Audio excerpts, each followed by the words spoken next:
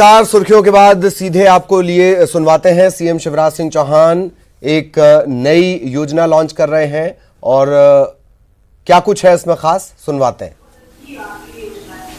ठीक है, मेरी सभी बहनों को और बहनों के माध्यम से मैं प्रदेश की जी नहीं, आप भी और बहनों में भी प्रचार कीजिए सब, ताकि बहनों को काम मिल जाए।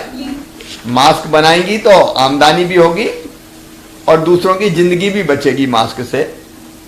मेरी प्रिय बहनों, आप सब जानती हैं कि मध्य प्रदेश में और पूरे देश में और पूरी दुनिया में कोरोना महामारी के कारण लोग परेशान हैं और कोरोना के खिलाफ हम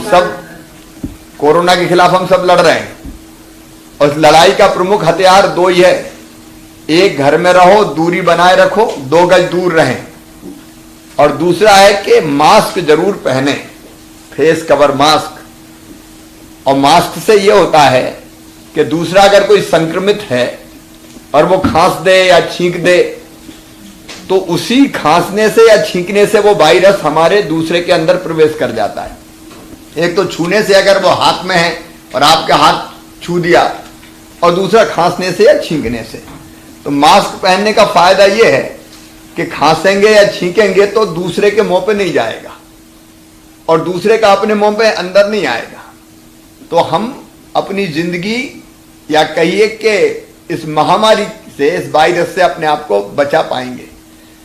तो मेरे मन में ये आया कि लॉकडाउन है, बाहर निकल नहीं सकते अभी, उसके कारण रोजगार छिन गया है, काम धंधा नहीं मिल रहा है, बेरोजगारी है। एक तरफ मास्क की जरूरत है, करोड़ों की संख्या में मास्क चाहिए, क्योंकि मास्क एक बार पहनने के बाद जिंदगी भर नहीं चलता, बाद में फिर बदलना पड़ता है। तो करोड़ों मास्क मध्य प्रदेश में ही चाहिए। तो मुझे लगा कि बजाय और कहीं से खरीदने के, कारखानों में बनवाने के, विदेशों से लाने के या और कहीं से मंगवाने के, मेरी मध्य प्रदेश की बहनें इतनी कुशल कारीगर है कि खुद ही मास्क बना देंगी। तो उसी में से ये योजना आई कि बहनें मेरी मास्क बनाएं, और बहन जो मास्क बनाए उनको सरकार हर शहर में खरीद ले। तो बाजार की चिंता नहीं है, आपको कहीं बेचने जाना नहीं है।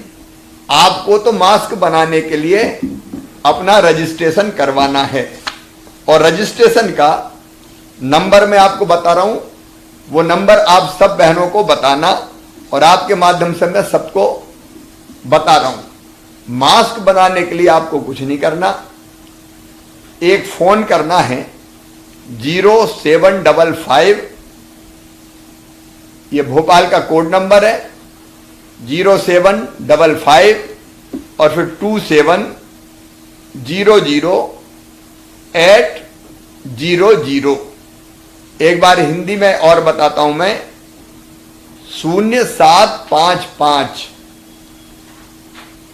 फिर 2700800। अब ये नंबर है, आपको रजिस्ट्रेशन करवाना तो कुछ नहीं, इस नंबर पे आप कॉल कर दीजिए, और आपका फोन नंबर और अकाउंट नंबर, बैंक का अकाउंट नंबर जरूर बताना है, क्योंकि मास्क का पैसा आपके खाते में आएगा।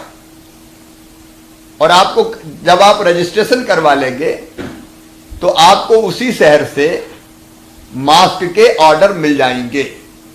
मास्क के ऑर्डर मिलेंगे, आप मास्क बनाएंगी, ऑर्डर आपको 1000 मास्क बनाना है, 2000 मास्क बनाना है, उसके ऑर्डर मिल जाएंगे। आप सूती कपड़े का होगा, ये सूती कपड़ा लेके आप अपनी मशीन पे मास्क बनाएंगे, और मास्क बनने के बाद एक स्टोर ऑफिसर होगा जिसकी जानकारी आपको दे दी जाएगी आपके ही शहर में, उसके पास आप मास्क जमा करवा देंगे। जैसे ही आपने मास्क जमा करवाए, मान लीजिए आपने 1000 मास्क जमा करवाए, तो सीधे 11000 रुपया आपके खाते में डाल दिए जाएंगे। उसी दिन हम कोशिश करेंगे कि उसी दिन आपके खाते में डल जाए, नहीं तो ज्यादा से ज्यादा दूसरा दिन होगा, इससे ज्यादा समय नहीं लगेगा, तो आपके खाते में सीधे पैसा आ जाएंगे। अब इससे फायदा यह होगा कि लोगों को मास्क मिल जाएंगे, वो मास्क लगाएंगे तो वो बीमारी से बचेंगे, और मेरी बहनों को घर रोजगार मिल जाएगा।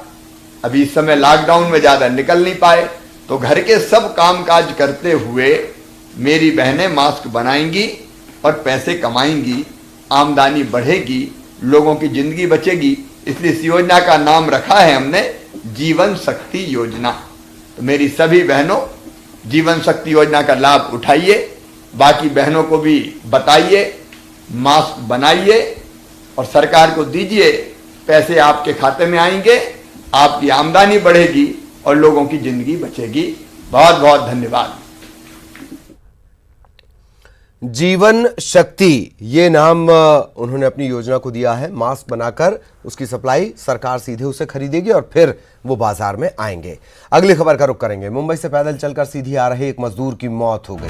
ये मजदूर मोतीलाल साहू, इसका नाम, सीधी के हटवा गांव का ये रहने वाला था। 23 अप्रैल को ये अपने इलाके के तकरीबन 2 दर्जन 12 लोगों के साथ गाँव के लिए निकला। मुंबई से 150 किलोमीटर दूर भूखे प्यासे जब ये लोग गाँव के पास पहुंचे तो इन्हें केवल पानी मिला, खाना नहीं मिल पाया। मोतीलाल साहू की हालत बिगड़ी और उसके बाद इसके साथ आ रहे दूसरे मजदूरों ने इसे पास के अस्पताल में भर्ती करवाया, लेकिन मोतीलाल को बचाया नहीं जा सका। इस मजदूर के शव को निजी एम्बुलेंस से सीधी लाया गया। इधर मृतक के भाई का आरोप है कि 1 महीने से लॉकडाउन में वो फंसे हुए थे, खाने पीने के इंतजाम नहीं थे। ऐसे में पैदल चलकर 40 से 50 लोग सीधी आ रहे थे। लगातार भूख और प्यास के चलते तबीयत बिगड़ी और आखिरकार मोतीलाल ने दम तोड़ दिया।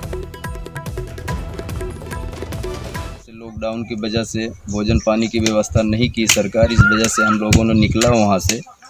और नहीं कुछ 40-50 आदमी निकले थे, लेकिन उन आते आते 150 किलोमीटर आए और वहाँ पे अचानक उनकी तबीयत ख़राब हो गई पानी और खाना की वजह से। फिर उनको वहाँ से ले जाया गया हॉस्पिटल ले जाने के बाद भी उनकी दवा हुई, लेकिन वहाँ डेथ